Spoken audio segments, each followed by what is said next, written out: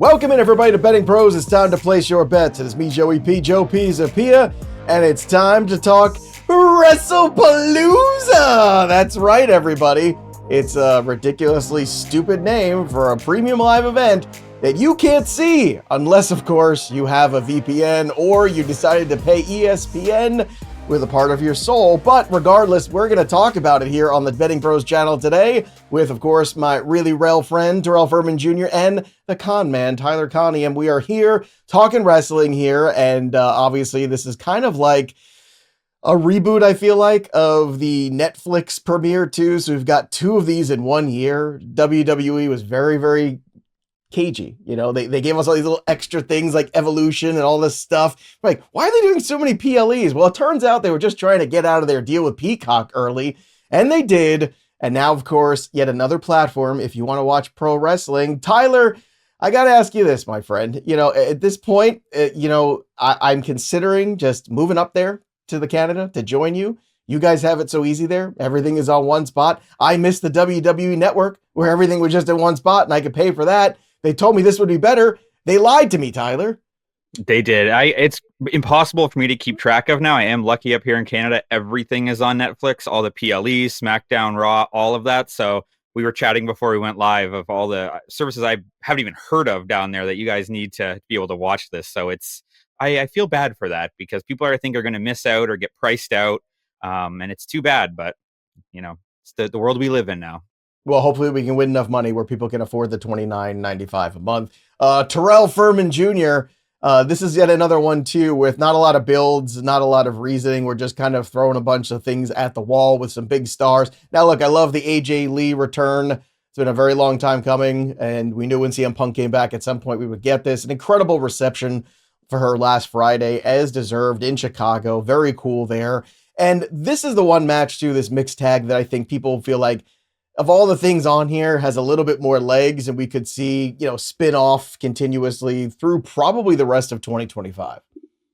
Yeah, I mean, outside of the women's world title match, and I mean, of course, some long-term storytelling there with Drew and Cody. It really seems like this is the only match on the card that has a long-term build and will be continuing on after this. Again, CM Punk and Seth Rollins never got the rubber match, and you're never going to end this feud without them getting their singles one-on-one match. But it wasn't just Chicago that had a great reception. Milwaukee also had a great reception to AJ Lee with her coming out with the title. They were chanting therapy, all of this stuff. And so it seems like there's going to be that singles feud between Becky Lynch and AJ Lee here. And I think that if you go back 10 years, you could probably find a lot of meat on the bones for that feud too. So I'm really excited. Yeah, me too. I agree with you 100% there. We got Survivor Series, one of the big 4/5, as I like to call it. I mean, it's really a big 5. Money in the Bank has gone past Survivor Series a long time ago, but nobody seems to care but me. Anyway, subscribe to the channel, hang out with us, and of course, we always want you to join our Discord too to keep the conversation going. BettingPros.com/chat. It's free, it's fun. We help you get picks for everything: NBA, NFL, MLB, whatever's going on, whatever's not going on. We're talking about it on our Discord, so make sure you join us to get all of the help from the experts and from our incredible community as well. How do you join? BettingPros.com/chat. That's how you do it on our Betting Pros Discord, growing every single day. Let's take a look at the odds here, and let's start with the tag team match. We have Bronson Reed and Bron Breakker, -600 against the Usos at +350. Terrell, I think this is an easy one for me. It's Breakker, it's Reed. You keep the new faction strong, and you continue to push whatever you're doing here with the Usos here, and maybe the Jey Uso heel turn that we're sort of alluding to, which is intriguing. Let's do something a little different. Let's shake it up a little bit. I'm okay with it. But to me, like, what's the point of having this big, powerful stable if you're not going to keep the big, powerful stable going? And -600 is just not where I want to live. How about you? Yeah, I think that WWE's now gotten to this point where it's not just baby faces and heel, but like whatever middle ground that we can call them, they're starting to build a lot of stars like that where you see their faces, but they have heel tendencies. Yeah, some tweeners, justified, that's what they call some them, justified, some not justified. And I think, Jey Uso has a justified reason to not like LA Knights and not like everything that's going on right now. He seems that he's going after the title. He was just talking on the phone to, I mean, I could make an ass out of you and me, but it seems like it could be Roman Reigns that he was on the phone with trying to get some advice on how to handle the situation. And then we end the show with him eating a BFT. So it just seems like Jey Uso somehow, some way is going to be part of the miscommunication that goes into them losing this match. Tyler, what are your thoughts here on this tag team match? It seems pretty simple to me. Again, if you have this big faction, you got to keep them strong here. They're still new. You want to build them up. To have them lose to the Usos just makes no sense here. I agree, especially depending on what happens with Seth Rollins and Becky Lynch later on. Do you want to have every member of that faction losing a match? Probably not. And I do wonder this, because this whole PLE does seem a little bit shoehorned in with their calendar and probably wasn't planned beforehand. Now you're on ESPN. So perhaps we see more matches with interference at the end. So maybe we see LA Knight costing somebody a match. Maybe it's not a clean victory there, but yeah, I think it's more, you're going to have more dissension among the Usos. Jay, maybe a heel turn. Saw him win the Royal Rumble, go to WrestleMania. And it's sort of, for me, his character, I don't want to say is fizzling out, but it's not quite the same as it was. So maybe this is an opportunity to add a new wrinkle there. All right. Another very heavy favorite, Stephanie Vaquer, minus 600 to take on Io Sky. And look, it's pretty clear here, with this vacant women's championship, that the way we're going, it seems like we're going to finally put it on Stephanie. And it does feel like she came in red hot. The NXT run was terrific, Tyler. She was wonderful there. Obviously a future star, if not a star right now. And then it did feel kind of like everybody just pressed pause on her. Whatever happened, the momentum post WrestleMania throughout the summer just got lost in the shuffle of things. This is a real big opportunity for Io to put her over. Like, Io will make everybody look like a rock star because she is a rock star. But this is an opportunity here with a lot of new eyeballs. And let's be honest, too, representation does matter, right? And so to have a little opportunity here to, continue to push that Latin market like they've been doing when they went out and bought, some of the recent purchases that they've made of some other wrestling organizations, it feels like Stephanie Vaquer is a really smart play here, but minus 600 again, not necessarily something we can wager on. Yeah, it's a great point. Actually, I hadn't thought of about tapping into that market now with AAA and all of their associations there. But I agree. I think Io Sky sort of battling with damage control, maybe something with Rhea Ripley that we see going into Perth, which will be the next event, the crown jewel there. So I think this is just a great opportunity. They can create a new star here. In terms of betting, are you going to put minus 600 down on it? Probably not. If you can bet method of victory, I think this is, if there's one that I think we do see a clean 1, 2, 3 or submission, this is probably the one. So if you can find a way to bet this, that it's by pinfall or submission, that might be a spot to get some value there. I think Tyler brings up a great point. Terrell, if you want to create a new star, give him a big moment, it has to be a clean victory here. Don't you agree? Yeah, I can't imagine anybody getting involved. I don't think it's any damage control getting involved in this. Although it would probably be a fun little storyline. I think that's what Stephanie Vaquer is missing, a storyline. Like, she really didn't have a storyline. And honestly, truly, if we're being honest, she really didn't have a storyline in NXT at all, to be honest. She just was the champion.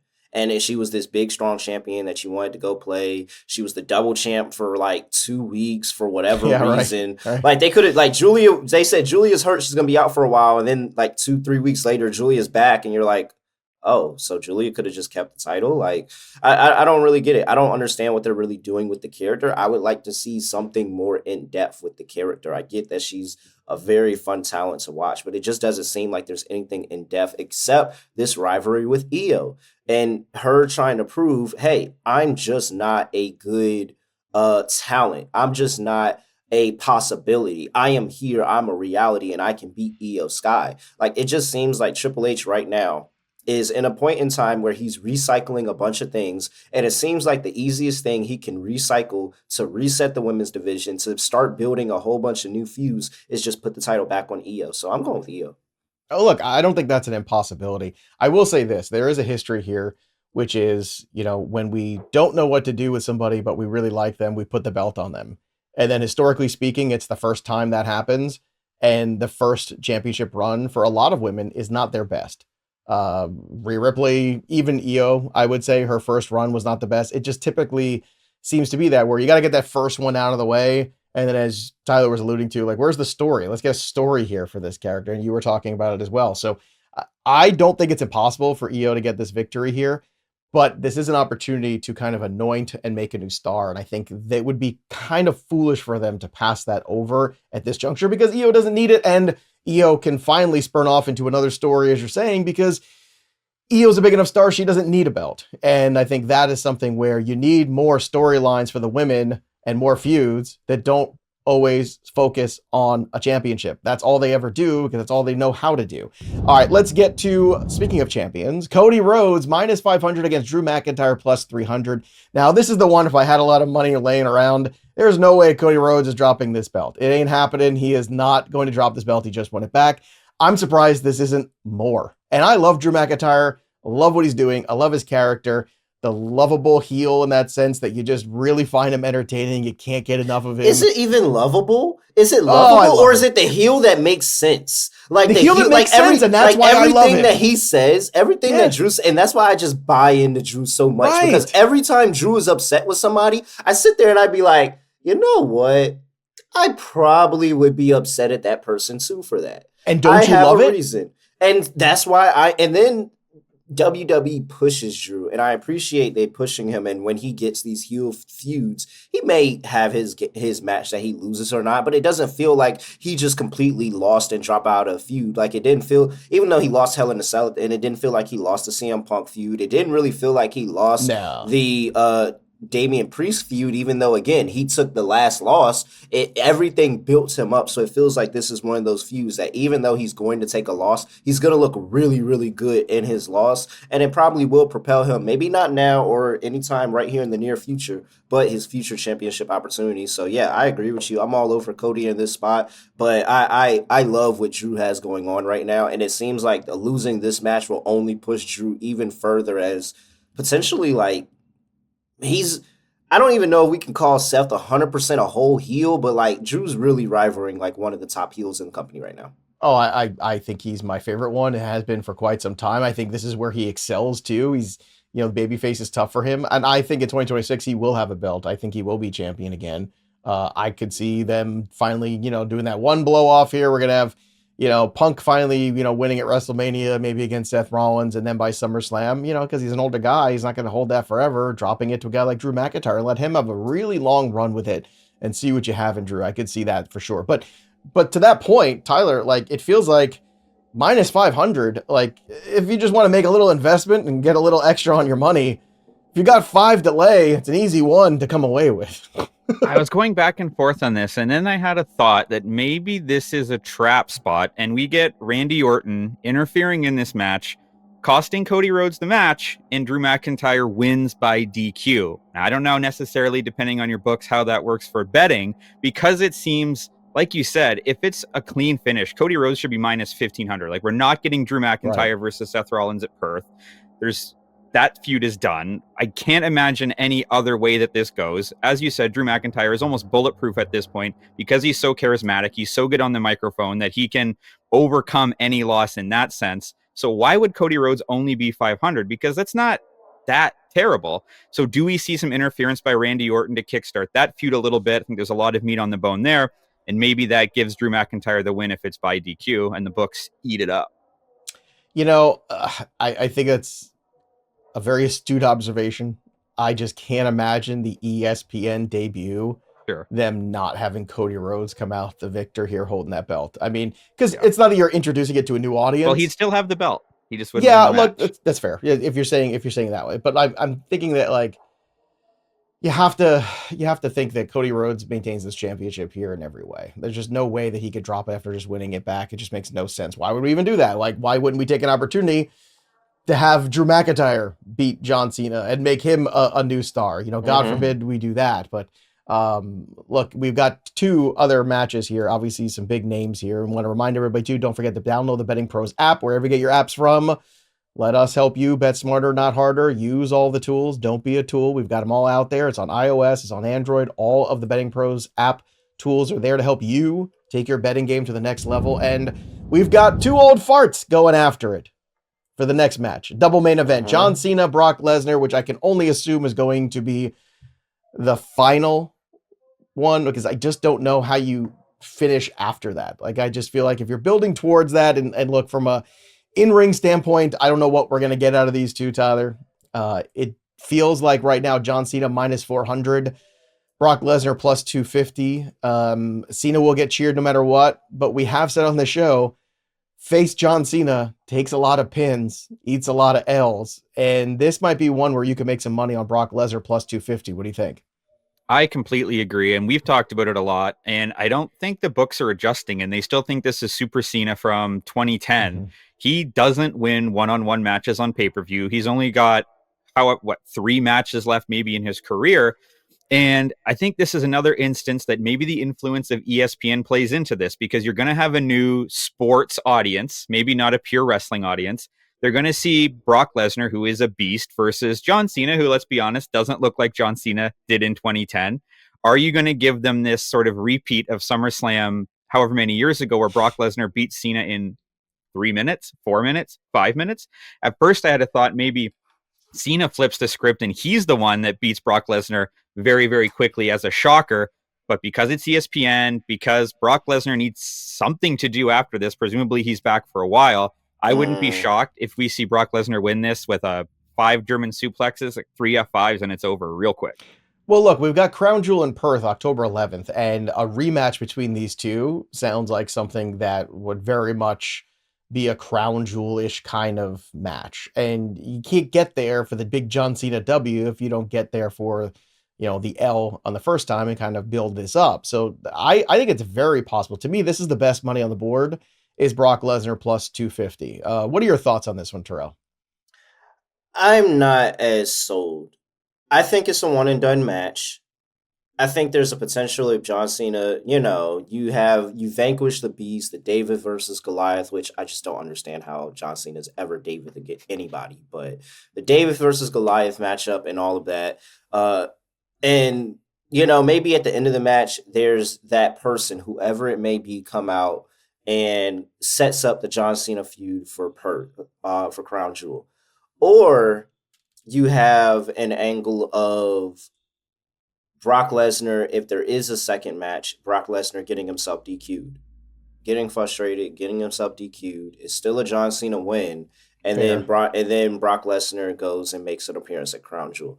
I think Brock Lesnar was only there for ESPN. It makes sense with his ties to UFC, all these other things, that I think he's only there because of ESPN. He's only there because they were going head to head with AEW at the time, and this was going to be a big draw regardless. I think that there was enough of a response from members of the community that I don't think Brock Lesnar is going to be a long-term thing in WWE. I think this is just for John Cena's last ride. So whether it's one match or two, I'm pretty sure it's a short run. I think John Cena does get the win, though. All right, well, let me work backwards then. What do you think John Cena's last match is in Massachusetts? I've been trying to figure this out for a while. I couldn't even tell you. If I'm doing this right and I'm the WWE, I want John Cena to take the fall here, go out on his back, as tradition is in the business, get his wonderful moment with his crowd, walk away, because I do think he does respect the business quite a bit. And I think it is to somebody like a Drew McIntyre. It is somebody who can be a main event superstar. I don't want it to be an AJ Styles. I mean, I think we're looking like who's left here from the canon of John Cena. We've done the Punk one. We've done Orton. We've done Cody now. Like, we're doing Brock Lesnar at this moment. There's AJ Styles left, which you could do a Crown Jewel, right? And then what's left? Put somebody new over. Roman's out there, but that doesn't seem like it would need any help with that. I think you need a good heel. I think you need a heel it to next year. I think you need a heel, somebody that you think could be a great heel in the business. At first, I thought it was a face because Cena was heel, but now we just randomly turn him face again. So now you need a really good heel that can go out and have credibility throughout the rest of the time in his career in saying, I retired John Cena. Like, somebody's got, that's a move big enough that you have to be able to walk around and boast that for the rest of your career and it give you credibility. And I think that somebody like Drew McIntyre can go around and constantly bring that up in future feuds. So I don't mind the Drew McIntyre push. It doesn't make the utmost sense to me, but ultimately Drew McIntyre could get in the ring and get on the mic and go against anybody. And so, yeah, I think Drew McIntyre would be interesting. If Cena somehow helps Cody retain, that's how you connect those two guys. on WrestlePalooza. Like, there you go. There's your connectivity. If somehow like Cody gets in a bad spot and Drew, somehow like Cena is the guy that saves the day for Cody or something like that, costs him the championship. That's how you can get that feud off the ground. Again, before we get to our last one, Tyler, I want your thoughts on this too, because I think this is what everybody's been wondering. Like, what is that last match? Who is that last feud? I'm sure we're going to get an AJ Styles one just for more member berries. But to me, Drew McIntyre is the only one that makes sense there at the end for him to go out on his back, do the deed here and move on and go off into the sunset. Do you see it another way? Who else could be that guy? I've been going back and forth on that as well. I don't know if I have as much faith in the WWE doing the right thing and not giving us someone like Roman and Cena just because you can put that on the marquee and it's going to pop a number, right? Mm-hmm. Do you Jey Uso turning heel and beating John Cena? Like, that would be amazing. And no one thought that he would win the Royal Rumble, and he did. Drew McIntyre is an option, but are they going to go for that moment of we can propel this wrestler to the next 5 years, 10 years, being able to promote that? Or do we just want to put two names on a marquee and say Roman Reigns versus John Cena? Go ahead, And guess who's not on TV right now? But Triple H loves him. Gunther. Not on TV right now. Great heel, going to be in the business for a long time. Gunther John Cena sounds like a match. And actually, they were talking about that to be the WrestleMania match that should have been at WrestleMania. Was the point of put them two. We said that. Put them two in a mic. Rumble. Put them two on the mic against each other. Let them go at it. Let them build a feud. I wouldn't be surprised if Gunther comes out of his hiatus. That's a good one. That's a really good push for him going into Royal Rumble the next month. I like wouldn't that be one surprised too. if when WrestleMania is in Saudi Arabia, we don't get The Rock versus John Cena. I'm just saying. I think we're getting Rock Roman Reigns for that one. I think that's the Rock Roman Reigns Saudi Arabia match. But because Rock needs another year to put all that weight back on, don't you? Yeah. Think? All right, let's get to the last one here. CM Punk and AJ Lee minus 2,000 against Seth Rollins and Becky Lynch plus 700. Now, here's the thing to me. AJ Lee just came back. You can't have her take the pin in this match. You can't have your champion, Seth Rollins, take the pin in this match. Okay, so we're already down. We split those right here. Now, if you're booking this, right, Becky Lynch can obviously take this pin and continue to be Becky Lynch and it all works out. I think you want to give the feel-good moment, but I do think you want to spurn them off. I want to look for the opportunity for Rollins and Lynch to win, and I think it's going to be very telling if this is the last match on the card that night, right? Then I would say, if it's the last match, I think there's a really good chance you leave everybody happy. If it's not, I could see the Becky Lynch plus 700. So as we get closer here, if you're looking to bet this, right, as things are going on, placement in the card, I think, means a lot for this one, because why do we have AJ Lee come back after 10 years and not give her a moment like this? I think it's absurd, and Becky can eat this pin. But if you want to spurn it on more, and the bad guys get their opportunity, it happens, I don't think, is the last match. It happens second to last match, and then we get Cena going over Brock Lesnar. Tyler, tell me I'm right. Tell me I'm wrong. What do you think? First question, do we know the rules of this match? Is it going to be there's not going to be, I know it's intergender, but we're not going to have a situation where like Becky Lynch could pin CM Punk, right? One is tagged, the other is automatically tagged, I believe. Which is, but I do think you will have involvement, just like when you had that Ronda Rousey match with Triple H a couple years ago and Kurt Angle and all that stuff, where you're going to have a moment where AJ Lee gets that octopus hold on Seth Rollins. Like, it's going to happen. Like, and the crowd's going to go bananas for that. Like, and I think that's great. I think we should have that. Yeah, I think the money, especially at those odds, is to go with Becky and Seth, because like you said, AJ's not going to eat the pin. Don't think Seth Rollins is going to eat the pin. This is a pretty perfect spot for CM Punk to eat the pin, because he's kind of in that white meat babyface role where he's got to be coming up from the top. Becky Lynch, like, let's assume we're getting AJ Lee versus Becky Lynch for the Intercontinental title at some point. If Becky Lynch gets pinned now, that doesn't give you as much fuel to that fire as if she doesn't. So then you could say, well, AJ's already pinned Becky Lynch. She's already won. Okay, cool. That's one way to spin it to give her the title. But if she doesn't pin her, I think that gives you a little bit more meat there. Maybe Becky Lynch does something to CM Punk to knock him out, give her a finish, whatever it is that Rollins is able to get the pin. I actually think this is a spot where you turn the crowd a little bit and you give it to Becky and Seth. I don't have a problem with that. And again, from the investment standpoint, it's the only investment. The only way you can bet on this match is if you say, look, it's Becky Lynch and Seth Rollins coming away with a W here, and we're going to really push the storyline at plus 700. It's a great return. To me, betting Brock Lesnar and Becky Lynch, this is how you do it. And hopefully you're right about one. If you're right about both, it's a great night, Terrell. What do you think?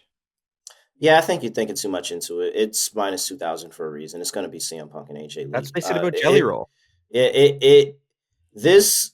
Yeah, he's right. That was what they said about Jelly Roll, right? Everybody thought Jelly Roll. No, the Jelly Roll. We didn't. We thought so. Jelly Roll takes the pin. We were right. In the defense of that match, Jelly Roll came out in interview and said, "Wait, no, it was supposed to be us win, but I really, really pushed for us to lose. I really, really pushed." This isn't one of the situations where CM Punk is pushing for him to lose. This has been about AJ Lee the entire way. In the promo last night on Monday Night Raw, he said, "I didn't bring Cult of Personality. I put that on the shelf so that everybody else could light it up." This has been about AJ Lee all the time. You could see him when he was looking at her when she first came back, how happy he was. He wanted this moment for her as well. And he didn't even think that it was going to happen because of how she was acting. So, I think this is going to be all systems go for AJ Lee. She gets the pin over Becky Lynch, and this further propels her Intercontinental Championship feud, and then that's what gets her going and probably buys her some time until Liv comes back and she and Liv have some type of blood feud going on. But I'm a believer that both champions can take the pin here because both champions still need something to do when this is over. When this is over, you don't have it figured out. I've got it figured out. It's very simple. You have her take this championship off Becky, the IC championship, and then you have her and Roxanne Perez work a program. Because I don't think AJ Lee wants to do this forever and ever, but there's a real personal connection with those two.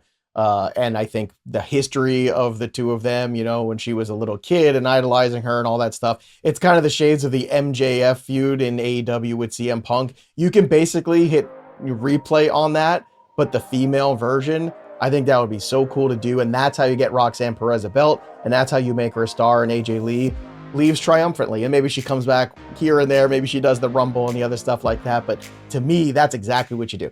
Becky will always find something. But AJ Lee having this moment here too, eventually winning that belt and then passing it off to Roxanne, that's clear to me, Tyler. I don't know about you. Yeah, I could see this going both ways. And like Terrell said, it's minus 2,000 for a reason. I just think if CM Punk eats the pin here, it doesn't cool off AJ at all. I think, maybe WWE is taking us on that ride where it's the first two appearances have been so red hot for her that you kind of cool it down a little bit. Maybe. And then you can bring it back up again for her to win. Yeah, well, look, they've certainly got a lot of wrestling to book here in the next couple months before we get to Royal Rumble. So what are your predictions? Drop them below in the YouTube comments and let us know who's coming out victorious at Wrestlepalooza. And of course, subscribe to the channel, like this video, have some fun, talk some wrestling with us. That'll do it for us. But the story of the game goes on. For Terrell and Tyler, I'm Joey P. We'll see you next time, kids.